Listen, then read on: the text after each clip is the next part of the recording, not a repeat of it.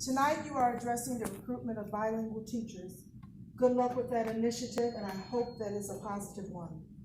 At last week's equity presentation, the question was again raised about hiring Black teachers. In District 60, there is no equity in teacher recruitment practices. Yet we have community members with ties to historically Black colleges and universities who are waiting to support recruitment efforts. We used to have an African American Advisory Council, and the district currently has a bilingual advisory council supported by Board Policy 1102. No equity here either. Board, what is the timeline to create the Equity Advisory Council, which will represent all student groups? As I stated before, this is the 65th year anniversary of the Brown versus the Board of Education decision that it ruled that education that is separate is not equal.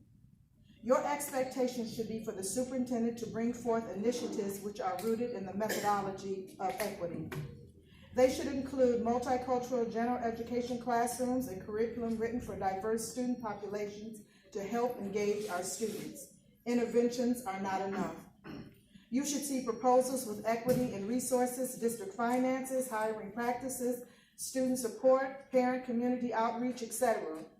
Board, what is the timeline for addressing the inequities and disproportionality cited by ISB as they relate to discipline?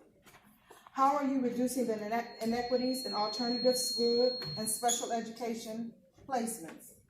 All of these affect academic performance. The board is still working on an equity policy, and equity is not stated in the superintendent's goal for this year, but it is rooted in her goal about family and community engagement. How will it be assessed? After last week's equity presentation, the administration said they need to stick together and weather the storm. If sticking together means working together to address the needs of all student groups, including Black students, then please stick like glue. But if sticking together means drawing a line in the sand and not being equitable when addressing the needs of all student groups, this is not acceptable. There was also a discussion on how to regulate or control our public comments at community meetings. This is especially offensive to me because it came after a meeting where the majority of the comments about our students came from people who look like me.